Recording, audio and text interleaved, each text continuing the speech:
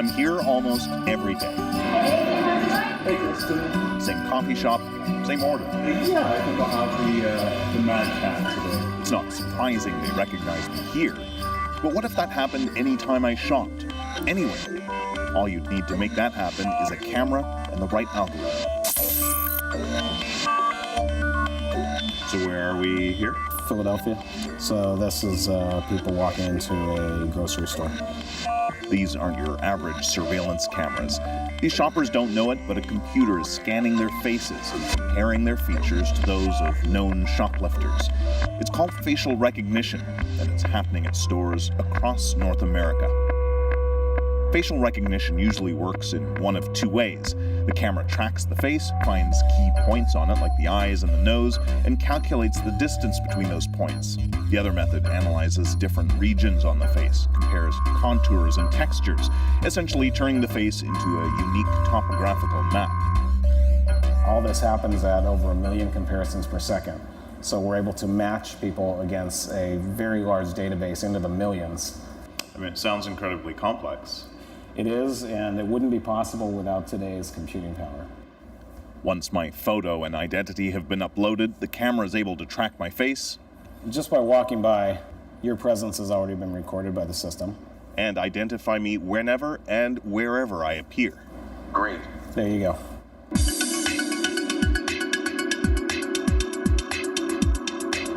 Right now, facial recognition is almost always used for security.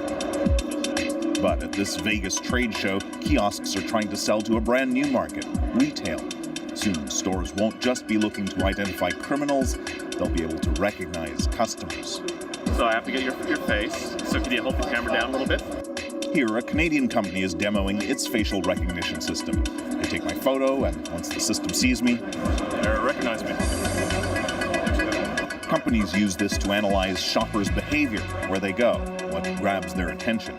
It lets them understand the demographics of the shopper, the dwell time of the shopper.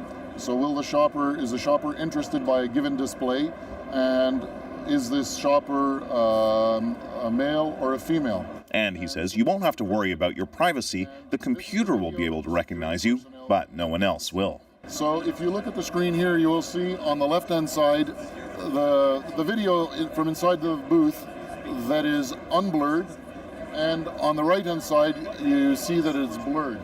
That blurred side, that's what the people who are reviewing the footage will see. Is this being used right now? Yes. Research in the UK suggests 30% of retail stores are experimenting with facial recognition. Privacy advocates like Jeffrey White say that's probably true in Canada as well. And the problem is, your face is almost always being scanned without your knowledge. I think if Canadians were aware that it is a common practice, it's becoming a common practice, I think there would be some concerns. Many companies are developing customer reward programs that allow shoppers to submit their pictures in exchange for special deals when they walk into the store and their faces are recognized. You can opt in and opt out, but there are no regulations. Imagine a pharmacy tracking your purchases. Every single purchase you make, even the ones you make in cash. Or imagine a stranger pointing a smartphone at you and being able to identify you by name and pull up your online dating profile from across the room without speaking to you. This is what facial recognition can do. During talks to set voluntary rules for facial recognition, Bedoya tried to convince the U.S. Department of Commerce that companies shouldn't be allowed to use this technology on you without your permission. And not a single company or industry association that was part of these negotiations would accept that simple request. Instead, they all denied it. They all refused to accept it. And I think that's just beyond the pale.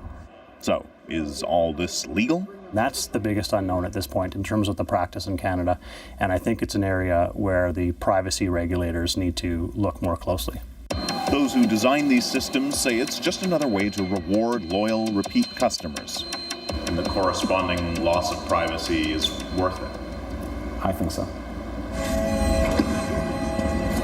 Hello, Mr. Yakamoto. Welcome back to the Gap. How does assorted tank tops work out for you? Touted in film as technology of the future, in some ways it's more like how things used to be in the past. Hey, Miss Balfour, did you come back for another pair of those chamois lace-ups? A world with facial recognition is like living in a small town. Prying eyes everywhere, and no matter where you go, everyone knows your name. Kim Brunhuber, CBC News, Los Angeles.